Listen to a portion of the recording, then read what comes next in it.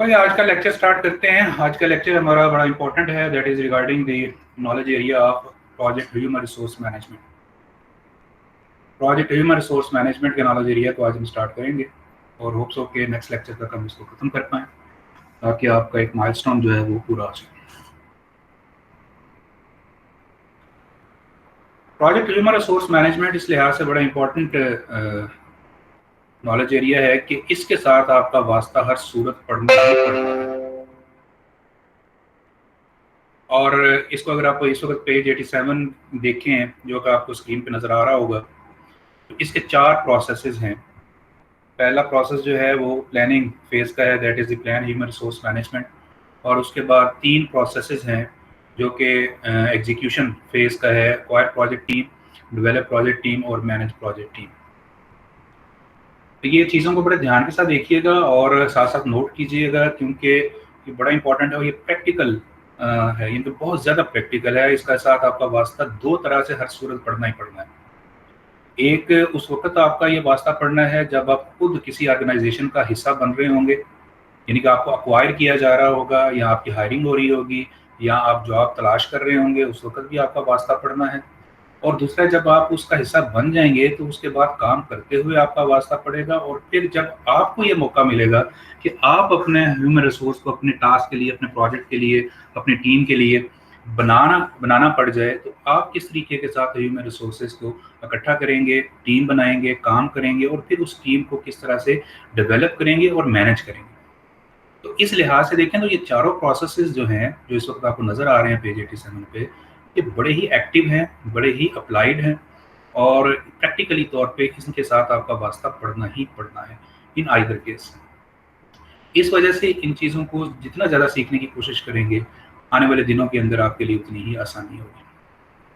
तो 2 जो इसके एंगल्स हैं वो आपने हर वक्त अपने सामने रखने हैं कि जब आप खुद ह्यूमन रिसोर्स के तौर पे किसी ऑर्गेनाइजेशन का हिस्सा बनने जा रहे हैं, और दूसरा जब आप बन जाते हैं तो फिर आपने क्या-क्या काम करने हैं, उनको किस तरह एक्वायर करना है, कैसे डेवलप करना है, कैसे मैनेज करना है। अब इन चीज़ों को करने के लिए सबसे पहले एक कुछ बुनियादी कॉन्सेप्ट्स हैं, उनको आपने देखना है। और उसमें 4 चीज़ें हैं, सबसे पहले आपको पता होना चाहिए, बड़ा क्लियरली ब्लैक एंड व्हाइट के अंदर 4 चीज़ों के बारे में आपको क्लियरली पता होना चाहिए। नोट कीजिएगा, पहले भी वो 4 चीज़ें लिख लें, फिर वन बाय वन उनको डिस्कस करते हैं। वो 4 चीज़ें क्या हैं? The first thing is role.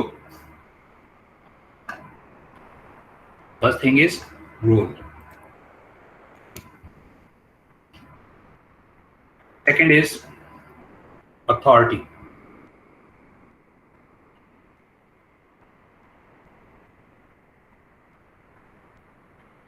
Third is competency.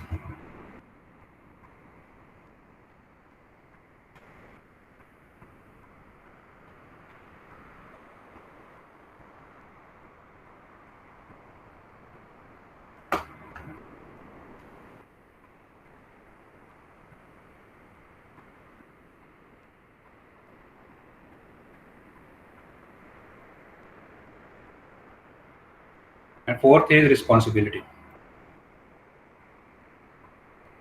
ये स्क्रीन पे भी अब ये 4 चीज़ें आपको नज़र आ रही हैं, role, authority, responsibility, competency.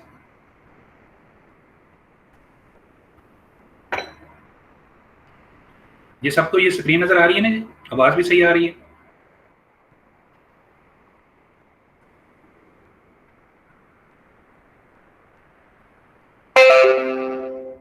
Okay जी, सबसे पहले रोल है। ये 4 चीज़ों के बारे में आपको क्लियर होना चाहिए। सबसे पहले रोल है। रोल क्या है जी? किरदार। कि जिस भी ह्यूमन रिसोर्स को आप हासिल करना चाह रहे हैं या जिसके लिए आप जा रहे हैं, उसका रोल बड़ा क्लियरली होना चाहिए कि उसका क्या रोल, उसका नाम क्या है, टाइटल क्या है। जैसे इस वक्त आपका रोल क्या है इस वक्त? स्टूडेंट का। मेरा रोल क्या है? टीचर का। घर के अंदर आपका रोल क्या है? आपका एक बेटे के तौर पे होगा या बेटी के तौर पे होगा। इसी तरीके के साथ अगर आप सॉफ्टवेयर हाउसेज के अंदर काम करें तो वहाँ पे मुख्तलिफ रोल काम कर रहे होते हैं। जैसे टीम लीड होता है, जैसे प्रोजेक्ट मैनेजर होता है।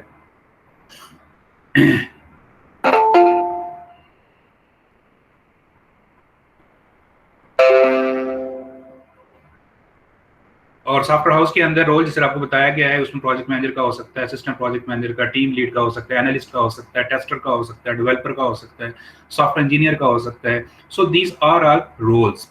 रोल के ये फंक्शन इनके साथ एसोसिएटेड होते हैं। इनके जरिए से यानी कि एक वर्ड के अंदर पता लग रहा होता है कि ये पर्सन के साथ बाकी जो 3 चीजें हैं, अथॉरिटी या रिस्पॉन्सिबिलिटी और कॉम्पिटेंसी है, वो किस तरह की होगी। वो रोल खुद बजाते खुद इस चीज को आश्कार कर रहा होता है कि उसके साथ किस तरह की चीजें होंगी। अब स्टूडेंट है तो स्टूडेंट का जब हम किरदार की बात करते हैं तो उसका मतलब स्टूडेंट का ही होगा कि वो तालीम हासिल करने के लिए है, ना कि कोई फल बेच रहा है या दुकानदार है। शॉपकीपर की बात करेंगे तो शॉपकीपर का मतलब है कि उसकी दुकान है, वो दुकान चलाता है, उससे हमें वाज़ेह तौर पे पता लगता है। ये नहीं हम कहेंगे कि वो तालीम हासिल कर रहा है। तो रोल से हमारे सामने एक चीज़ वाज़ेह होती है कि ये किस तरह का किरदार है और ये किसके साथ अथॉरिटी, रिस्पॉन्सिबिलिटी और कॉम्पिटेंसी किस तरह की एसोसिएटेड होगी। सेकंड चीज़ है जी अथॉरिटी। अथॉरिटी जो होती है, it is actually the right, हक होता है रिसोर्सेज को इस्तेमाल करने का, कि जिस तरह से जो रोल होगा उसके साथ हम कुछ अथॉरिटी एसोसिएट कर देंगे, कुछ राइट्स दे देंगे, कुछ हकूक दे देंगे, कुछ ताकत दे देंगे, पावर दे देंगे कि वो जो काम करना है वो काम करने के लिए जो मुख्तलिफ किस्म के रिसोर्सेज हैं, वसाइल हैं, उनको वो इस्तेमाल कर सके। हर किस्म के वसाइल हर बंदा इस्तेमाल नहीं कर सकता। जैसे पीयूसीआईटी के अंदर आप स्टूडेंट्स के कुछ राइट्स हैं, तो आपने उन राइट्स के अंदर रहते हुए अपना किरदार अदा करना है। मैं टीचर हूं तो मैंने टीचर के तौर पे अपना किरदार अदा करना है, तो टीचर के तौर पे मुझे कुछ हकूक दे दिए जाएंगे, हक दे दिए जाएंगे, पावर्स दे दिए जाएंगे, उनको इस्तेमाल करने। इंटरनेट को इस्तेमाल करना एक अथॉरिटी है। अटेंडेंट्स को, एम्प्लॉइज को यूज करना जो मुझे दिए गए हैं वो मेरी एक अथॉरिटी दी गई है। वहां पे मुख्तलिफ सहूलतें मुझे दी गई हैं, वो मेरे राइट्स हैं, अथॉरिटीज हैं।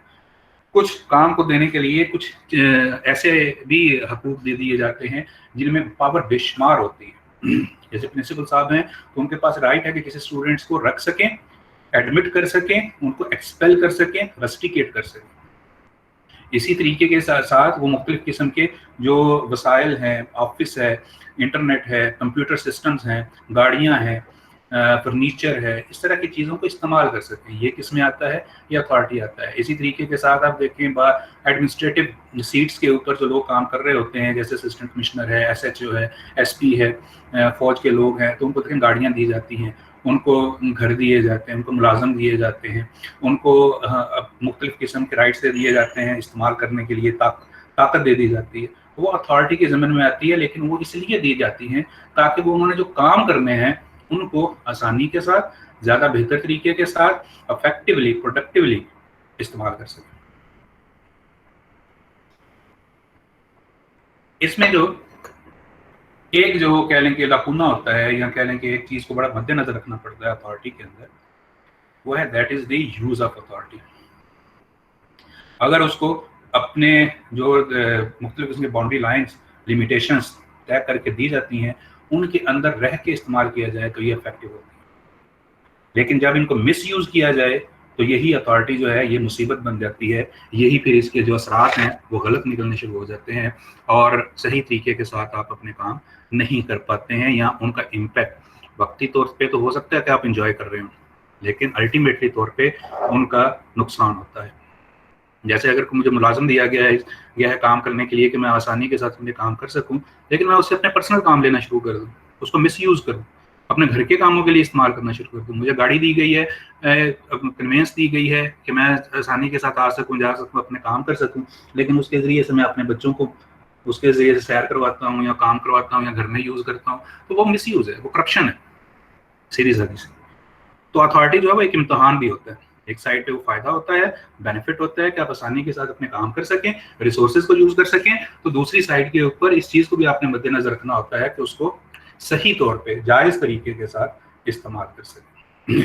तो हर रोल के साथ एक अथॉरिटी मुंसलिक होती है।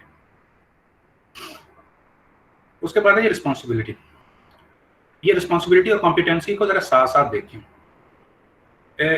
ह्यूमन रिसोर्स मैनेजमेंट के कॉन्सेप्ट्स के अंदर दो वर्ड्स इस्तेमाल होते हैं, इनको जरा गौर से देखें। मैं चैट रूम में लिख रहा हूं, एक चीज होती है जेडी,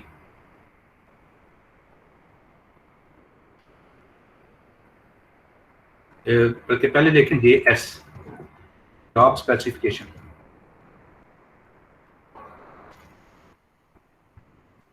और दूसरी होती है जॉब डिस्क्रिप्शन।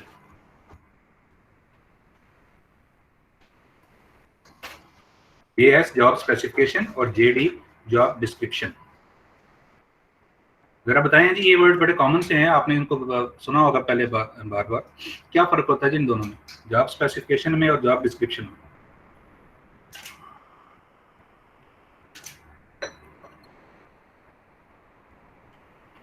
जो बताना चाहिए अपना माइक यूज कर सकते हैं। सर जॉब डिस्क्रिप्शन में लिखा होता है कि मतलब जैसे हम कहते हैं कि हमें एक वेब डेवलपर चाहिए, तो उसका फिर वो नीचे लिखा होता है कि उसका रोल ये होगा, यानी उसे ये काम करने पड़ेंगे। उसके लिए जो है ना रिक्वायरमेंट्स ये हैं कि मतलब उसके ये चीज़ें उसे आती हों, ये उसने पढ़ा हो। ये सारी जॉब डिस्क्रिप्शन में आती है। जी शाबाश। और जॉब स्पेसिफिकेशन में?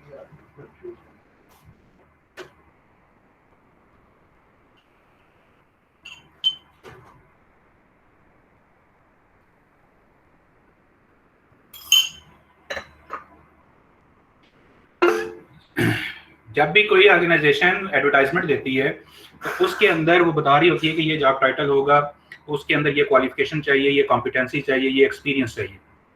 तो ये चीज़ किस चीज़ में आती है? ये जॉब स्पेसिफिकेशन होती है, जहाँ पे रिक्वायरमेंट आ रही होती है कि हमें इस जॉब के अगेंस्ट ये इस तरह के लोग चाहिए, उनकी क्वालिफिकेशन ये होगी, उनके पास ये रिस्पॉन्सिबिलिटी, उनके पास ये वाली मुख्तलिफ किस्म की स्किल्स होनी चाहिए, एक्सपीरियंस होनी चाहिए। दी जॉब स्पेसिफिकेशन। जॉब डिस्क्रिप्शन क्या होती है? इसके अंदर रिस्पॉन्सिबिलिटीज जो हैं वो एक्सप्लेन की गई होती हैं कि उस जॉब टाइटल के अगेंस्ट क्या काम करने हैं। मुआज, आप अपना अगर माइक ऑफ कर दें।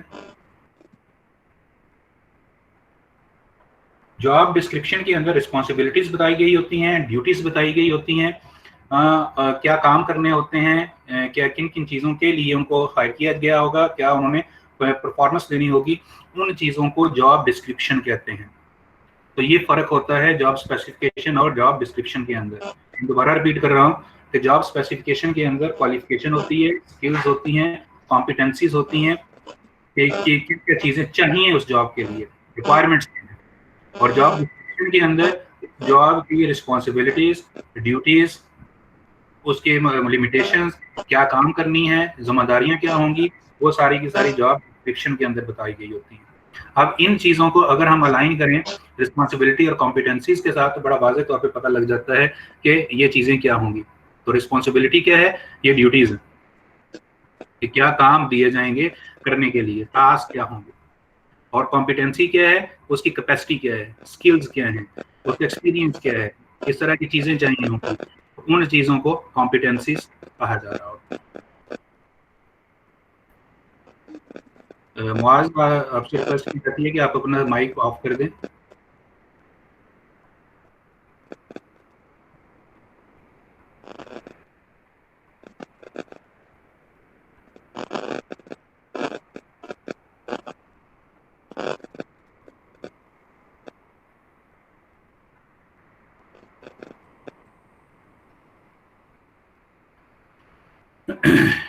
जी क्लियर हुआ है जी जॉब डिस्क्रिप्शन और जॉब स्पेसिफिकेशन के?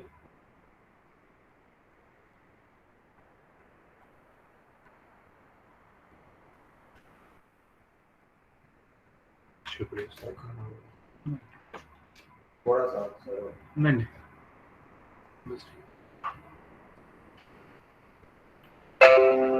अब जनाब इन चार चीज़ों को सामने रखते हुए हमने project human resource project management के अंदर ये चार चीज़ें जो हैं ये सबसे पहले करनी होती हैं, प्लान आउट करनी होती हैं कि हमारे पास जो भी ह्यूमन रिसोर्स हमें चाहिए उनका हम रोल डिसाइड करें, फिर उसके साथ उसकी अथॉरिटी को डिसाइड करें, रिस्पॉन्सिबिलिटी को डिसाइड करें और कॉम्पिटेंसी को डिसाइड करें। ये डिसीजन करने के लिए हमारे पास ये ह्यूमन रिसोर्स मैनेजमेंट का प्रोसेस है। इसको हम स्टार्ट करने जा रहे हैं जी। इसकी ज़रा इनपुट्स देखते हैं, आउटपुट्स देखते हैं और टूल्स एंड टेक्निक्स देखते हैं।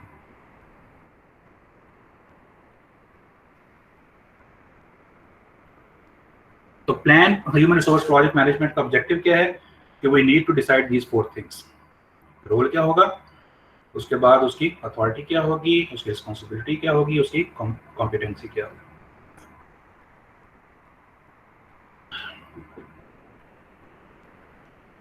ये काम करने के लिए जरा टूल्स एंड टेक्निक्स को देखें। सबसे पहला है जी organisation chart and position description. यही मेन टेक्निक है जी ये काम करने के लिए। ये काम करने के लिए हमें सबसे पहले ऑर्गेनाइजेशन चार्ट बनाना पड़ेगा और फिर उसके साथ उसके बाकी 3 चीज़ों को अलाइन करना होगा। कैसे करेंगे, ध्यान के साथ देखें। सबसे पहले जो है ये देखिए, ये ऑर्गेनाइजेशन चार्ट हम बनाते हैं अपने प्रोजेक्ट का।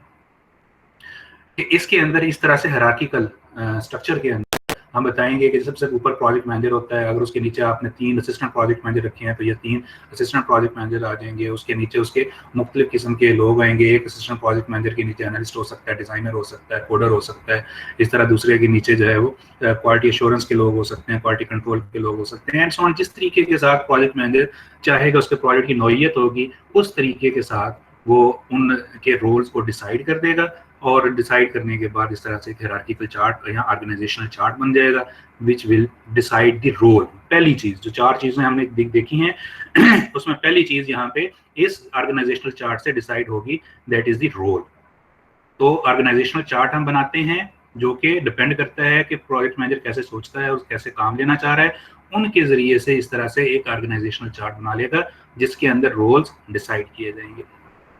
किस बुनियाद पे किए जाएंगे, वो ज़ाहिर प्रोजेक्ट की नेचर की बुनियाद पे, अवेलेबल रिसोर्सेज की बुनियाद के ऊपर, उनकी कॉम्पिटेंसी, उनकी अथॉरिटी, उन सारी चीज़ों को मद्देनजर रखते हुए इस तरह से एक ऑर्गेनाइजेशनल चार्ट प्रोजेक्ट का बन जाएगा। तो रोल डिसाइड हो जाएगा। उसके बाद बाकी चीज़ों को डिसाइड करने के लिए 2 चीज़ें इस्तेमाल की जाती हैं। उसमें एक है रिस्पॉन्सिबिलिटी चार्ट। इसका पूरा नाम है रिस्पॉन्सिबिलिटी असाइनमेंट मैट्रिक्स, रैम। मैं चैट रूम में लिख रहा हूँ, रैम कहते हैं इसको जी बुनियादी तौर पर, रिस्पॉन्सिबिलिटी असाइनमेंट मैट्रिक्स, रैम। तो रैम कहते हैं रिस्पॉन्सिबिलिटी असाइनमेंट मैट्रिक्स, जिसके अंदर रिस्पॉन्सिबिलिटीज को डिसाइड किया जाता है। कैसे किया जाता है, ये आपकी बुक के अंदर से ये दिखाया जा रहा है आपको पिन बॉक्स के अंदर। इन्होंने बड़ा अच्छी एग्जांपल ये एक दी हुई है रैम की। ये एक रैम है, इसको राकी चार्ट कहते हैं। क्यों कहते हैं ये अभी आपको पता लग जाता है। जरा गौर से इसका स्ट्रक्चर देखें। ये एक्टिविटीज आ रही हैं, create charter है, collect requirements, submit change request, develop test plan. For example, these are the requirements and these are the persons who are decided to do the work. ये roles हैं मुख्तलिफ किस्म के। एन है, Ben है, Carlos है, दीना है, एड है, ये लोग हैं, पर्सन है। ये जो नीचे ये जो फिलअप किया गया है ना, ये है असल में इस रैम को रैकी किस चीज ने बनाया है। This is a legend. जरा नीचे लेजेंड को देखें कि यहाँ पे ये लेजेंड इस्तेमाल किया गया है कि आर का मतलब है रिस्पॉन्सिबल, ए का मतलब है अकाउंटेबल, सी का मतलब है कंसल्ट, आई का मतलब है इन्फॉर्म। तो यहाँ पे प्रोजेक्ट मैनेजर या उसके रिलेटेड पर्संस मिलके ये डिसाइड करेंगे कि अगर क्रिएट चार्टर करना है तो एन ने क्रिएट चार्टर में क्या रिस्पॉन्सिबिलिटी अदा करनी है, ए की। तो ए क्या है, अकाउंटेबल। क्रिएट चार्टर के अंदर एन अकाउंटेबल होगा। इसी एक्टिविटी के अंदर बेन क्या होगा, रिस्पॉन्सिबल होगा। कार्लोस क्या होगा, इसको इन्फॉर्म किया जाएगा। दीना को भी इन्फॉर्म किया जाएगा और एड को भी इन्फॉर्म किया जाएगा।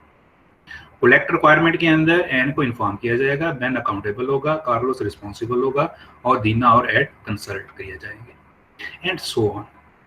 इस लेजेंड की बुनियाद के ऊपर इस रैम चार्ट को, रिस्पॉन्सिबिलिटी असाइनमेंट मैट्रिक्स को राकी चार्ट कहा जाता है। यानी कि लेजेंड की बुनियाद के ऊपर इसका नाम राकी पड़ गया। तो in this way we decide about the responsibility. ये रिस्पॉन्सिबिलिटीज को डिसाइड करने का एक तरीका है जिसके जरिए से ये मैट्रिक्स बना लिया जाता है और उसके अंदर ये जो लेजेंड है वो कोई भी आप इस्तेमाल कर सकते हैं। इन्होंने ये वाला इस्तेमाल किया है, आप कोई और भी इस्तेमाल कर सकते हैं। ये वर्ड्स आप अपनी ज़रूरत के मुताबिक रख सकते हैं। तो this is the way to decide about the responsibilities. तीसरा लेवल इसका आ जाता है जनाब, जिसके अंदर हम डिटेल के साथ इनके रोल डिस्क्रिप्शन लिखते हैं। ये रैम बन जाता है दरमियान में और आखिर में हम टेक्सचुअल फॉर्मेट के अंदर इस तरह से हेड्स बना के लिखेंगे बाकायदा तौर पे और ये एक फॉर्मल डॉक्यूमेंट बनेगा रोल डिस्क्रिप्शन का, जिसके अंदर रोल का नाम होगा, रिस्पॉन्सिबिलिटीज होंगी, अथॉरिटी होगी और जो चीज नजर यहाँ पे नहीं आ रही वो क्या चीज होगी, that will be the competency. वो भी इसके अंदर लिखी जाएगी, जो कि यहाँ पे नजर नहीं आ रही है। तो इस तरह हर रोल के अगेंस्ट उसकी चारों चीजें जो हैं वो पूरी हो जाएंगी। रोल का नाम आ जाएगा, रिस्पॉन्सिबिलिटीज आ जाएगी, अथॉरिटी आ जाएगी, और उसके बाद कॉम्पिटेंसी आ जाएगी। तो इस तरीके के साथ ये चारों चीजें जो हैं वो डिसाइड हो जाती हैं। तो this is the main you can say the tool and technique to plan a human resource for a project। जी ये क्लियर हुआ है जी?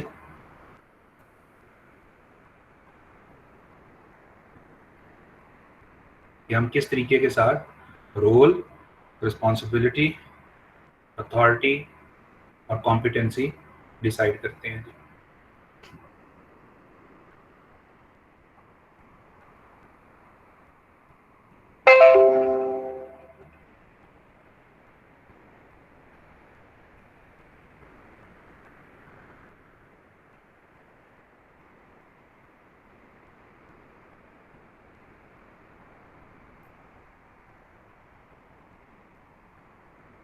जी यहाँ तक क्लियर है जी?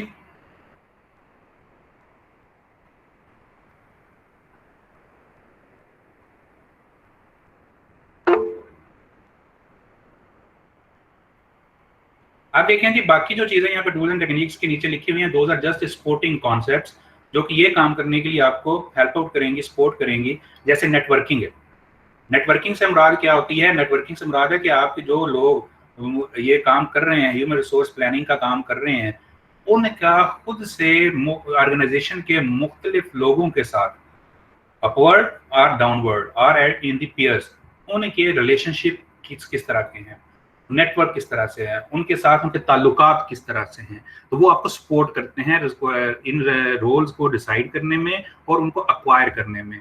क्योंकि आपने उसी सबसे पहला जो सोर्स ह्यूमन रिसोर्सेज का होता है वो आपकी अपनी ऑर्गेनाइजेशंस होती हैं, अवेलेबल रिसोर्सेज होते हैं, और वो रिसोर्सेज आपको उस वक्त बड़ी आसानी से मिल जाते हैं, या बड़ी उसके अंदर आपके लिए बड़ी सहूलत हो जाती है, फैसिलिटेट हो जाते हैं अगर आपकी नेटवर्किंग अच्छी है, आपका सोशल सेटअप अच्छा है। तो यहाँ भी ये कहा जा रहा है कि आपकी जो नेटवर्किंग है, आपका मुख्तलिफ लोगों के साथ जो ताल्लुकात है, जो सोशल सेटअप है, वो बड़ा अच्छा होना चाहिए।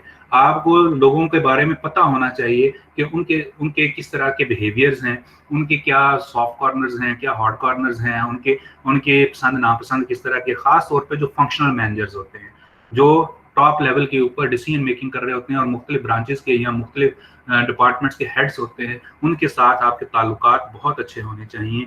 और वो सारे के सारे बड़े अच्छे होते हैं। वही बुनियादी चीज़ आ जाती है जो लास्ट लेक्चर के अंदर हमने जाते हुए डिस्कस की थी, कि अगर आपका करैक्टर अच्छा है, आपका बिहेवियर अच्छा है, आपकी से अच्छी है, लोगों के साथ आपका का बर्ताव, लेन देन, या पंजाबी में जिसको कहते हैं व्यवहार, आपका अगर उनके साथ व्यवहार अच्छा है, तो ये चीज़ वैसे ही आपकी नेटवर्किंग वैसे ही बड़ी अच्छी बन जाती है। आप लोगों को सहूलत देते हैं, आप लोगों के काम आते हैं, आप लोगों की बात अच्छे तरीके से सुनते हैं, आप उनको इज्जत देते हैं, तो डेफिनेटली आपको इज्जत मिलेगी। और आपके ये जो नेटवर्किंग है ये बड़ी स्ट्रांग होगी, लोग आपको प्रेफर करेंगे, लोग आपको तरजीह देंगे बाकी लोगों की निस्बत, अगर आपकी नेटवर्किंग बहुत अच्छी है। तो सो this is the concept of networking. और ये आपका कह एक तरह का टूल होता है, वेपन होता है। इसको कभी इग्नोर नहीं करना। आजकल के दौर के अंदर पे खास तौर पे ये एक ऐसी चीज है जिसके ऊपर कोई कॉस्ट नहीं आती। जस्ट आपने अपनी जुबान का अच्छा होना होता है, आपने थोड़ी सी सेक्रीफाइस देनी होती है, कुर्बानी का जज्बा रखना होता है, लोगों को अकोमोडेट करना होता है, उनकी बात सुननी होती है, उनको इंटेंशन देनी होती है, तवज्जो देनी होती है। आप तवज्जो दें, आपकी नेटवर्किंग ऑटोमेटिकली बन जाएगी। नेक्स्ट कॉन्सेप्ट है जी ऑर्गेनाइजेशनल थ्योरी। ऑर्गेनाइजेशनल थ्योरी क्या होती है, इसको हम ऑलरेडी डिस्कस कर चुके हैं, तो सर्टन है। इसको हम अपनी देसी लैंग्वेज के अंदर या स्लैंग लैंग्वेज के अंदर कह सकते हैं कि आपकी ऑर्गेनाइजेशनल पॉलिटिक्स कैसी है, आपकी ऑर्गेनाइजेशन का बिहेवियर कैसा है, कल्चर कैसा है, सोशल सेटअप किस तरह का है, लोगों के बर्ताव किस तरह के हैं, लोग किस तरह रिएक्ट करते हैं, लोगों के मुख्तलिफ किस्म के जो प्रेशर ग्रुप्स हैं वो किस तरह के हैं, उनकी आदत किस तरह की हैं, उनके अंदर जब कोई इशू क्रिएट हो जाता है तो वो किस तरीके के साथ रिएक्ट करते हैं, जब वो जुबिलेंट होते हैं, एक्साइटेड होते हैं तो किस तरह से होते हैं, अगर वो कोई चीज़ को मनवाना चाहते हैं तो किस तरह मनवाते हैं, अगर उनको उनसे कोई काम लेना हो तो किस तरह से आसानी के साथ लिया जा सकता है। ये कह लें कि आपने अपने अंडर जो लोग आ रहे होते हैं, विजिबल होते हैं, जिनके साथ आपका वास्ता पड़ता है डायरेक्ट या इनडायरेक्टली वास्ता पड़ता है, उनके मजाज को आपने देखना होता है, उनके नब्ज के ऊपर हाथ रख के जज करना होता है कि वो किस तरह के लोग हैं। इसको ऑर्गेनाइजेशनल थ्योरी कहते हैं। तो वहाँ पे ऑर्गेनाइजेशनल थ्योरी किस तरह है, बाहर ऑर्गेनाइजेशन के एम्प्लॉइज या ह्यूमन रिसोर्स बड़े वाइब्रेंट होते हैं, बात बात के ऊपर लड़ना झगड़ना शुरू कर देते हैं। बाज बड़े माइल्ड होते हैं, बाज बिल्कुल ही कह लेंगे, वो कह लेंगे कुल्लू के बैल होते हैं कि जैसा उनको कहते हैं वैसे वो करना शुरू कर देते हैं। लेकिन इसका पता होना चाहिए। इसको पता होने की बात को ऑर्गेनाइजेशनल थ्योरी कहा जा रहा है, ताकि जब आपने डिसीजंस लेने हैं कि आपने किस तरह के लोगों को साथ लेके चलना है, तो आपको उनका पता हो, उनको डील करना आपको करना आसान हो जाए। तो वो उसी वक्त होगा जब आपको आपकी नेटवर्किंग अच्छी हो और आपको ऑर्गेनाइजेशनल थ्योरी का पता हो कि किस तरीके के साथ आपने काम करना है। इसी की एक इंडिकेटर है बड़ा नॉर्मल सा। आप किसी भी ऑर्गेनाइजेशन में काम करेंगे तो जरा इसको एक्सपीरियंस करके देखिएगा कि लोग किस बंदे के साथ काम करके खुश होते हैं। काम चाहे आसान हो चाहे मुश्किल हो, टास्क चाहे आसान हो चाहे मुश्किल हो, लेकिन लोग जो हैं वो एक राय रखते होंगे, अगर उन्होंने उनके साथ पहले काम किया हुआ है या उनके काम करते हुए देखा है, तो उन लोगों के बारे में वो एक राय रखते होंगे कि फलां बंदा है ना, उसके साथ वो काम करने का मजा आ जाता है, यार वो फलां बंदा उसका हेड बना दिया गया, यार मजा आएगा काम करने। या ये इस तरह का रिएक्शन आता है, यार फलां बंदे के नीचे करना, ओ हो मर गए, ये तो बंदा बड़ा जलील करता है, ये तो बेइज्जती बड़ी करता है, गालियां निकालता है। तो ये चीजें क्या है, ये ऑर्गेनाइजेशनल थ्योरी जो बता रहे होते हैं कि वहां पे क्या कर रहा होता है। यहाँ इस तरह का एक ग्रुप की तरफ से रिएक्शन आता है, वो फलां बंदा बन गया, इनको शिकार से करना, यार तो मसला ही कोई नहीं है, इस बंदे को डील करना है तो मसला ही कोई नहीं है। अब ये चीजें कहाँ से आ रही होती हैं, ऑर्गेनाइजेशनल थ्योरी से आ रही होती है।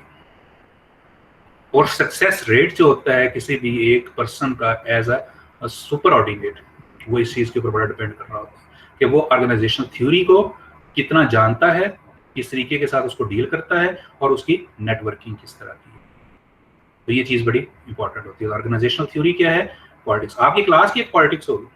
आप मॉर्निंग और आफ्टरनून के स्टूडेंट्स इस वक्त लेक्चर ले रहे हैं, तो अपनी क्लास के अंदर देखें आपके की भी एक ऑर्गेनाइजेशनल थ्योरी चल रही है कि आप लोग किस तरह से किसी चीज पे रिएक्ट करते हैं, किस तरीके के साथ आप किसी चीज के ऊपर जुबिलेंट होते हैं, किस तरीके के साथ किसी इशू को डील करते हैं, किस तरीके के साथ चीजों को चलाते हैं।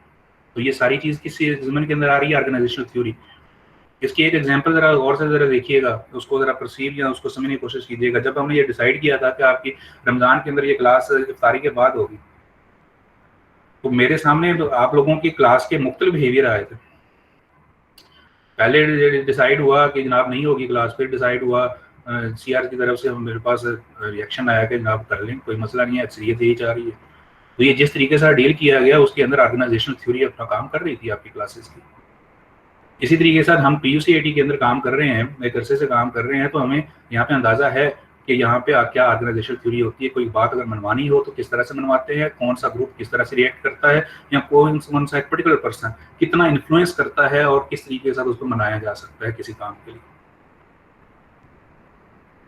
तो ये एक बड़ा ट्रिकी एरिया होता है, और जो अच्छे और सियाने किस्म के प्रोजेक्ट मैनेजर्स होते हैं या हेड होते हैं, वो इन चीज़ों को बड़ा इफेक्टिवली यूज करते हैं। So this is the organisational theory.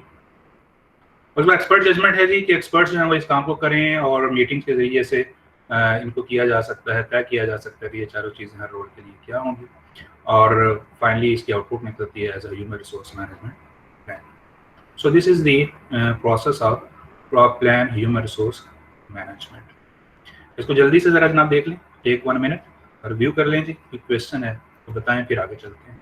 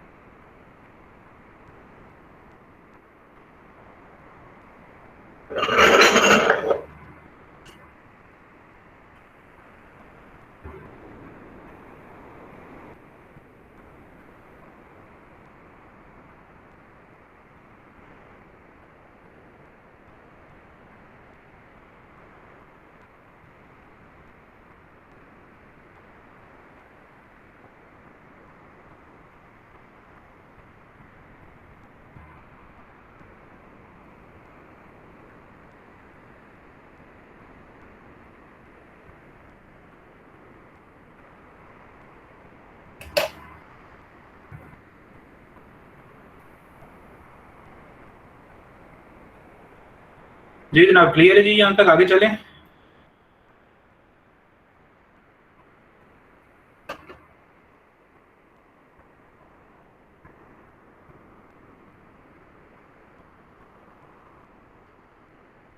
Ji students chat room में रिस्पॉन्स दें, आगे चलें जी।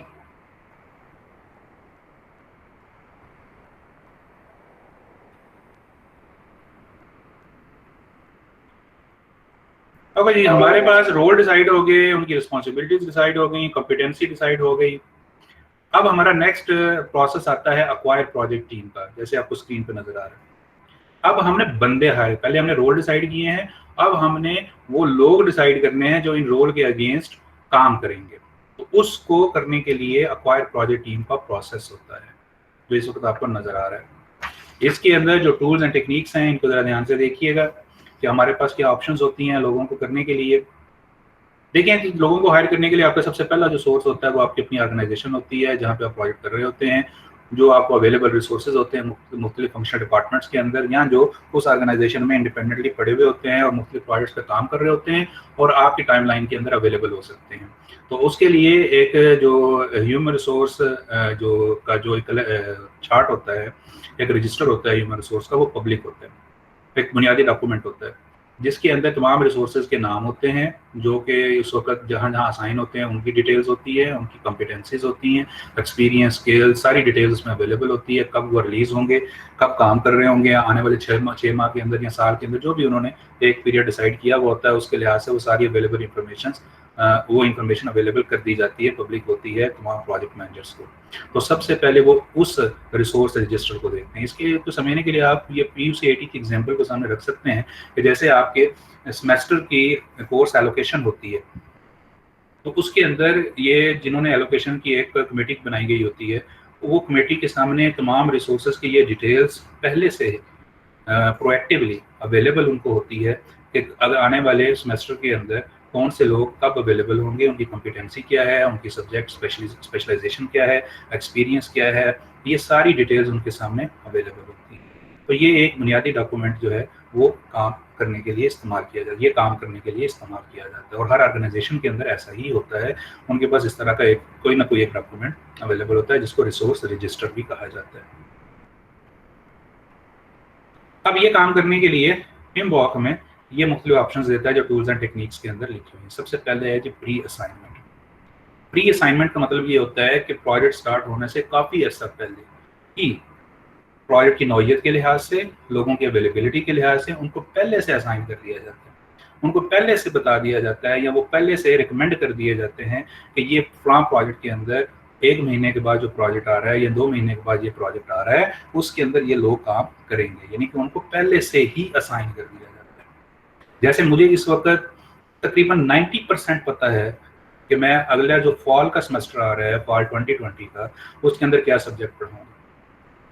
You can say that like me and many other teachers like me, उनको पता है, तकरीबन 60 to 70% टीचर्स को पता है कि वो नेक्स्ट सेमेस्टर के अंदर क्या पढ़ा रहे होंगे। तो दिस इज प्री असाइनमेंट। तो इस तरह से ऑर्गेनाइजेशंस के अंदर भी बहुत सारे ऐसे लोग होते हैं जिनको पहले से असाइन कर दिया जाता है और ख़ास तौर पे जो क्रिटिकल प्रोजेक्ट्स होते हैं, जो मुश्किल या कॉम्प्लिकेटेड प्रोजेक्ट्स होते हैं, उनके लिए तो पहले से वर्कआउट किया जाता है कि फलां बंदे को पहले से ही रिजर्व कर लिया जाए इन प्रोजेक्ट्स के लिए ताकि वहाँ पे अच्छा काम हो सके और कोई प्रॉब्लम कम से कम हो। What no? तो this is the pre assignment.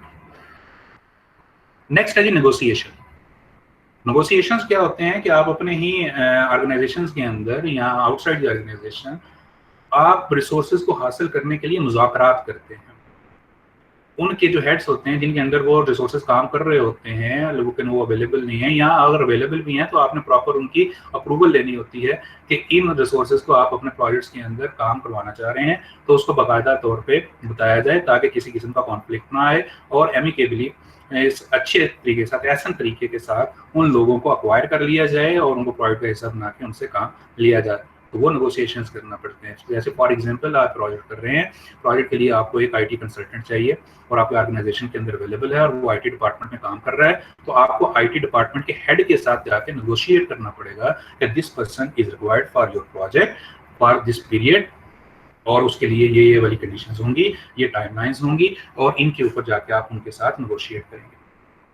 तो दिस इज दी नेगोशिएशन। इस तरह अगर बाहर से आप एक्वायर करना चाह रहे हैं तो ज़ाहिर है जहाँ से आप लेना चाह रहे हैं उस बंदे के साथ और उस बंदे की ऑर्गेनाइजेशन के साथ आपको जाके बात करनी पड़ेगी प्रॉपरली, फॉर्मली, तो वो नेगोशिएशंस के तहत आएगा। अब यहाँ पे जाके देखें वो जो चीज़ें हमने डिस्कस की थी पिछले प्रोसेस के अंदर, कि वहाँ पे जाके नेटवर्किंग और ऑर्गेनाइजेशनल थ्योरी बहुत इंपॉर्टेंट रोल अदा करती है नेगोशिएशंस के अंदर, कि आपके मुज़ाकरात उतने ही अच्छे होते हैं जितने ज़्यादा आपका सोशल सेटअप अच्छा होता है, आपके से अच्छी होती है, लोग आपको अच्छा जानते हैं, आपके साथ काम करना पसंद करते हैं, तो वहाँ पे जाके नेगोशिएशन करना भी आपके लिए उतना ही आसान हो जाता है।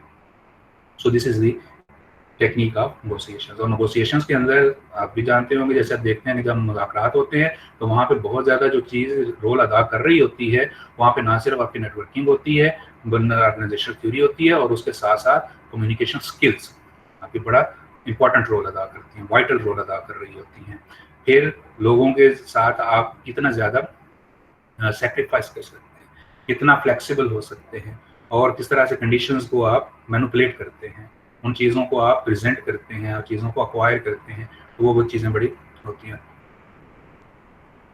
और उसके साथ साथ एक और बड़ा इंपॉर्टेंट फैक्टर होता है, इन चीज़ों को नोट करते चले जाएं, कि एक और फैक्टर बड़ा इंपॉर्टेंट नेगोशिएशंस के अंदर रोल अदा करता है, कि आपका जो ताल्लुक अपने हेड के साथ है, सुपर ऑर्डिनेट के साथ है, यानी कि जो आपका अपना बॉस है, वो आपको कितना सपोर्ट करता है, उसके साथ आपके ताल्लुकात कितने अच्छे हैं, वो कितना ज्यादा पॉजिटिव है, वो कितना ज्यादा आपके ऊपर एतमाद करता है, कॉन्फिडेंस रखता है, ये बहुत रोल अदा करता है, इंपॉर्टेंट रोल करता है। और ये मैं आपको पर्सनल एक्सपीरियंस की बुनियाद पे बता रहा हूँ कि एक जस्ट आपको उसके थोड़ा सा हिंट, थोड़ा सा ग्लिम्स दे रहा हूँ कि मेरा पर्सनल एक्सपीरियंस रहा है कि जब मेरे ऊपर जो बॉस था उसने जब मुझे फुल सपोर्ट किया है, तो हमने कुछ ऐसे टास्क भी परफॉर्म कर दिए हैं जो कि इम्पॉसिबल नजर आ रहे थे।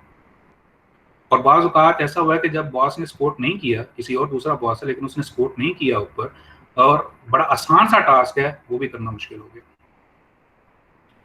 तो ये चीज़ जो है ये बड़ी इंपॉर्टेंट होती है नेगोशिएशंस के अंदर और काम करने के लिहाज से, कि आपको आपके इर्द गिर्द आप अपनी सपोर्ट कैसे क्रिएट करते हैं, अपना कॉन्फिडेंस लेवल जो है वो किस तरह से बनाते हैं। This is the acquisition, negotiation. उसके बाद है जी एक्विजिशन। एक्विजिशन से मुराद होता है, ये ऑप्शन हम उस वक्त इस्तेमाल करते हैं कि जब आपके पास अवेलेबल रिसोर्सेज आपके ऑर्गेनाइजेशन में नहीं है, तो आपको हायर करने पड़ रहे हैं, बाहर से लेने पड़ रहे हैं, हायरिंग हो रही है, रखे जा रहे हैं, हंटिंग हो रही है, हेड हंटिंग हो रही है, उसको एक्विजिशन कहते हैं। उसके अंदर नई हायरिंग भी हो सकती है, इस तरह से आप आउटसोर्सिंग भी कर सकते हैं, और इस तरह से आप कंसल्टेंट को ले सकते हैं, ये सारे एक्विजिशन के अंदर आते हैं। और इसमें सबसे ज्यादा प्रोमिनेंट जो होता है वो हायरिंग होती है। जैसे आप लोग उस फेज से अभी गुजरने जा रहे हैं कि जब आप जॉब के लिए अप्लाई कर रहे हैं करेंगे, तो this is actually the technique of acquisition. ये एक्विजिशन हो रही होगी, आप लोगों को हायर किया जा रहा होगा, आपको जॉब प्लेसमेंट आपकी की जा रही होगी, तो ये एक्विजिशन के अंदर होती है। और ये एक पूरा प्रोसेस होता है और सबसे बहुत ज्यादा काम इस पे किया जाता है, ये जिसको हमने लास्ट लेक्चर के अंदर भी डिस्कस किया था कि जब ये हायरिंग हो रही होती है तो अच्छी और मेच्योर्ड ऑर्गेनाइजेशंस कोशिश करती हैं कि वो अपना एक्विजिशन का या हायरिंग का प्रोसेस जितना ज़्यादा स्ट्रॉन्ग करेंगे उनको उतने अच्छे लोग मिलेंगे। और उसकी एग्जांपल भी आपके सामने रखी थी, और आप खुद भी इस चीज़ को अब एक्सपीरियंस करेंगे कि वो ऑर्गेनाइजेशन जो कि इसके ऊपर बहुत ज़्यादा काम करती हैं, टेस्ट लेती हैं, इंटरव्यूज़ लेती हैं, मुख्तलिफ टेक्निक्स यूज़ करती हैं, साइकोलॉजिस्ट को यूज़ करती हैं, साइकेट्रिस्ट को यूज़ करती हैं, मुख्तलिफ एक्टिविटीज़ के ज़रिए से लोगों को आइडेंटिफाई करने की कोशिश करती हैं, तो वो एक तरह की छाननी लगाई गई होती है जिसमें से आपको गुजारा जाता है और उसमें से बेहतरीन रिसोर्सेज को निकालने की कोशिश की जाती है। तो दिस इज दी एक्विजिशन। ये जितना अच्छा प्रोसेस होता है, इसके बहुत सारे मॉडल्स हैं जिसको आप किताबों में देख सकते हैं, इंटरनेट पे देख सकते हैं, और खुद भी एक्सपीरियंस करेंगे मुख्तलिफ ऑर्गेनाइजेशन के इंटरव्यूज या प्रोसेस से गुजरने के बाद, या कुछ में से आप गुजरे भी होंगे, जैसे आर्मी का है, ISSB का है, इसी तरीके के साथ पुलिस का है, मोटरवे पुलिस का है, मुख्तलिफ सॉफ्टवेयर हाउसेज का है, नेटसोल का देखें, वो मुख्तलिफ है सिस्टम से, सिस्टम का जो है वो मुख्तलिफ एक्रोलॉजिक्स से, एक्रोलॉजिक्स का जो है वो गेम प्लेयर्स के से मुख्तलिफ है। इस तरह से ये हर ऑर्गेनाइजेशन जो है वो अपने लिहाज से चीज़ों को, एक्विजिशन के प्रोसेसेस को मैच्योर करती है, मॉडिफाई करती रहती है और चलाती रहती है। लेकिन उसमें बुनियादी जो फैक्टर इस वक्त काम कर रहा है वो वही है जो हमने लास्ट लेक्चर में डिस्कस किया था, कि they try to hire the persons who are strong with character. जो कैरेक्टर के अंदर स्ट्रांग हैं, ट्रुथफुल हैं, कंसिस्टेंट हैं, रिस्पॉन्सिबल हैं, उनको वो ढूंढने की कोशिश कर रहे होते हैं और उसके लिए ये प्रोसेस चला रहे होते हैं। उसके बाद है जी वर्चुअल टीम्स। वर्चुअल टीम्स हमारे सॉफ्टवेयर डेवलपमेंट के अंदर बहुत ज़्यादा यूज़ की जाती हैं। आप में से हो सकता है कुछ लोग ये एक्सपीरियंस कर भी रहे हों कि आपकी टीम बनाई जाती है जिसके अंदर जो जियोग्राफिकली तौर पे आप दूर दूर होते हैं, मुख्तलिफ सत्ता के मुख्तलिफ ममालिक में बैठे हुए होते हैं, मुख्तलिफ शहरों में बैठे हुए होते हैं, फिजिकल डिस्टेंस आपके पास होता है, जिसके अंदर आप इंटरनेट या टेक्नोलॉजी को यूज़ करके काम कर रहे होते हैं और अपना काम सबमिट करवा रहे होते हैं और उसके अगेंस्ट रिस्पॉन्स आ रहा होता है। एंड सिमिलरली आप लोग जो है वो अपने काम को शेयर कर रहे होते हैं और उसकी बुनियाद पर रिजल्ट्स निकल रहे होते हैं। इसका इस वक्त भी आप इस वक्त देखें तो एक तरह की हम वर्चुअल टीम्स के अंदर काम कर रहे हैं, वर्चुअल टीम्स बनी हुई हैं और उनके अंदर हम बैठे काम कर रहे हैं। ये भी एक तरह की वर्चुअल टीम है, कह लें कि पार्शली तौर पे ये चीज़ निकली हुई है। अच्छा, यहाँ पे जाके जरा एक चीज़ देखें, वर्चुअल टीम का तो कॉन्सेप्ट आपको आइडिया है ही है, इस वक्त भी आप उसको एक्सपीरियंस कर रहे हैं। इसमें इश्यूज क्या आते हैं, what are the problems in the virtual teams? आप बताएं, अपने पर्सनल एक्सपीरियंस से बताएं। ये आप आज आपका 17वां लेक्चर ऑनलाइन जा रहा है, बाकी सब्जेक्ट्स के भी आपने लेक्चर लिए होंगे। What are the problems which you have faced in virtual teams? इस तरह काम करने में आपको किन चीज़ों का ख्याल रखना पड़ता है यहाँ as compare to a physical teams? क्या प्रॉब्लम या क्या चीज़ें चेंज हो जाती हैं? जी, और टू द पॉइंट बताना है जी, वन वर्ड प्रॉब्लम की आइडेंटिफिकेशन होनी चाहिए, फिक्रे नहीं होने चाहिए, एडजेक्टिव्स को इस्तेमाल करें। डिस्ट्रैक्शंस होती हैं काफ़ी, डेफिनेटली, बिल्कुल सही कहा जी आपने। और लेकिन पर्टिकुलर डिस्ट्रैक्शंस के नाम लें जरा।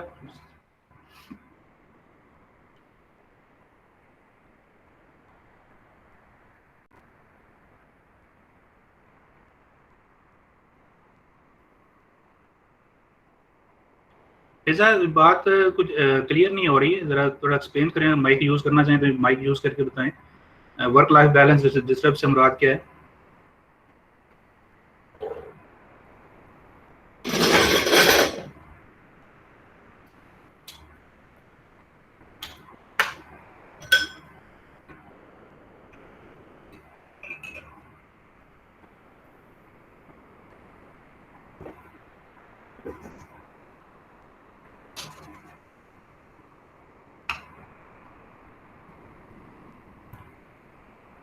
जी स्टूडेंट्स, वर्चुअल टीम में इस तरह से काम करते हुए किन चीज़ों, क्या प्रॉब्लम्स फेस होती हैं या किन चीज़ों का ख्याल रखना पड़ता है?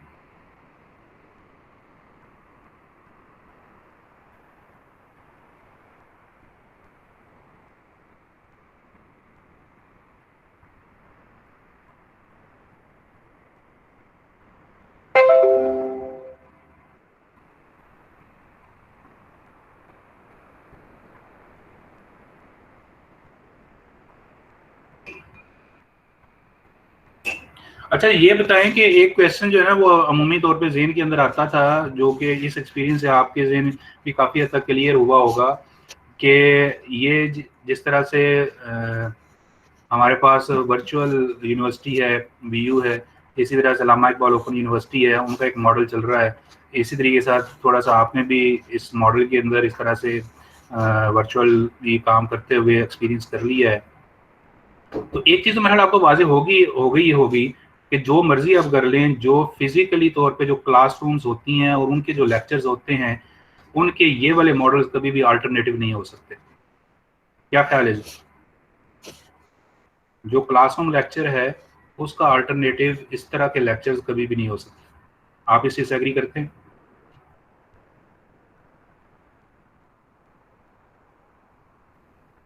ये आपको मेरी आवाज़ आ रही है?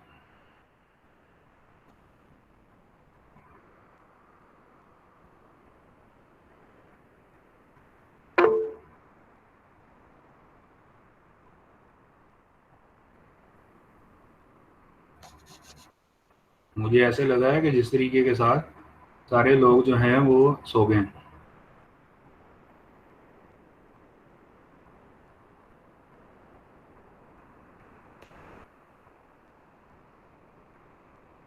तो क्या ख्याल है जी, जो क्लासरूम के लेक्चर्स हैं फिजिकल, जो आप कैंपस के ऊपर आपके होते हैं, वो और इन लेक्चर्स क्या फ़र्क अब आपको महसूस हुआ है? जो ये क्वेश्चन दिन में आता है कि किताब पढ़ लें और लेक्चर तैयार कर लें और तैयारी कर लें तो आपके पास नॉलेज आ जाएगा, क्लास लेने की क्या ज़रूरत है, वो वाला चीज़ तो आपको बड़ी क्लियर हो गई होगी कि उनका अल्टरनेटिव ये कभी भी नहीं हो सकती। किताब कभी भी इस क्लासरूम लेक्चर की अल्टरनेटिव नहीं हो सकती। इस तरह से ये लेक्चर जो है वो क्लास, फिजिकल क्लास के अल्टरनेटिव कभी नहीं हो सकते।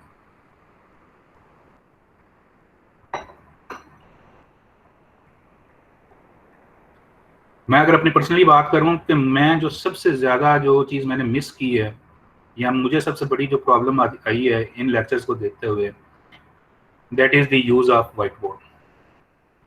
यानी कि मुझे अभी भी इरिटेशन होती है, ये झुंझलाहट होनी शुरू हो जाती है। हालांकि हो सकता है कि स्लाइड से आपको चीज़ समझ आ रही हो, लेकिन पर्सनली तौर पे मैं मिस करता हूँ वाइट बोर्ड। तो जैसे वहाँ पे एक्सप्लेन करके बताया जा सकता है, स्लाइड्स कभी भी अल्टरनेटिव नहीं हो सकती। क्या ख्याल है जी?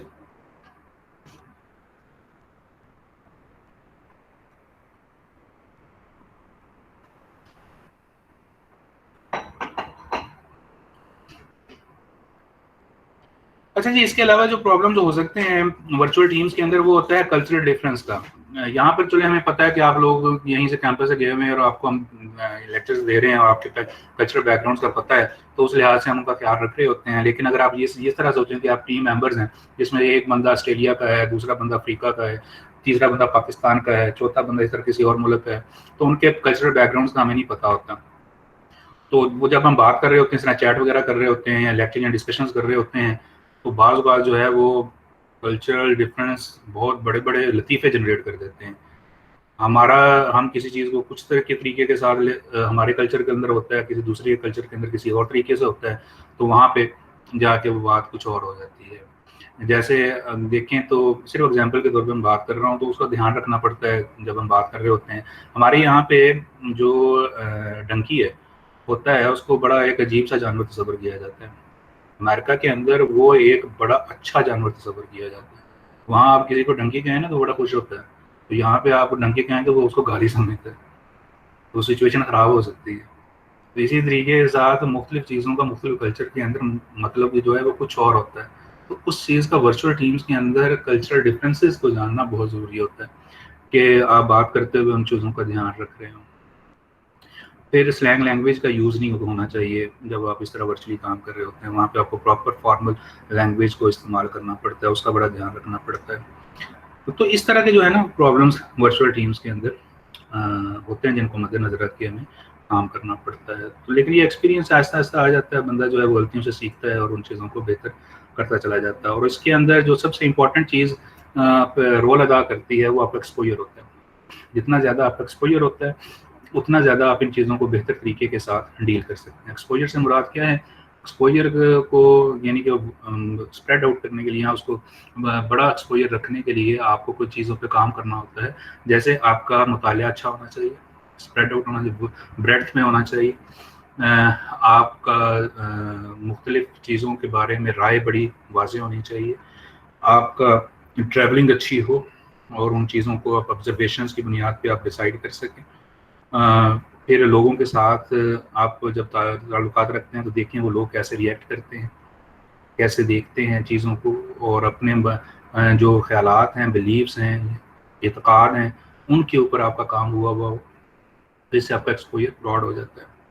और इसके अंदर बुनियादी तौर पे जो चीज़ अदा होती है वो यही है कि आप कितना ज़्यादा आपका मुतालिया है, कितने अपने उस्तादों से ज़्यादा मुस्तफ़ीद हुए हुए हैं, कितनी चीज़ें आपने अपनी क्लियर की हुई हैं। कन्फ्यूजन्स नहीं होनी चाहिए, जितनी कम से कम कन्फ्यूजन्स होंगी इन चीज़ों को आप उतना ज़्यादा बेहतर तरीके के साथ डील कर पाते हैं।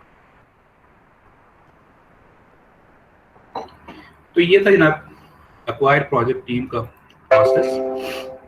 आखिरी मल्टी क्राइटेरिया डिसीजन एनालिसिस है, इसको हम ऑलरेडी डिस्कस कर चुके हैं कि जब आपने डिसाइड करना होता है लोगों को, तो आप ज़्यादा से ज़्यादा क्राइटेरिया इस्तेमाल करें, जिसके अंदर ये इन्होंने एक लिस्ट भी दी हुई है यहाँ पे आपकी बुक के अंदर, उसको ज़रा देखिएगा कि जब आप ये डिसाइड कर रहे होते हैं तो मुख्तलिफ़ किस्म के फैक्टर्स हैं जिनको मद्देनज़र रख के आप इन चीज़ों को इस्तेमाल करते हैं। ये देखें, ये लिस्ट दी हुई है। अवेलेबिलिटी को देखें, कॉस्ट को देखें, एक्सपीरियंस को देखें, एबिलिटी को देखें, knowledge, skills, attitude, international factors, इन सारों को सामने रख के आप मल्टी क्राइटेरिया डिसीजन एनालिसिस करके डिसाइड कर सकते हैं कि कौन से पर्सन आपके लिए सबसे ज़्यादा अफेक्टिव होंगे। So this is the process of acquire project. तो आज का लेक्चर हम यहाँ तक रखते हैं।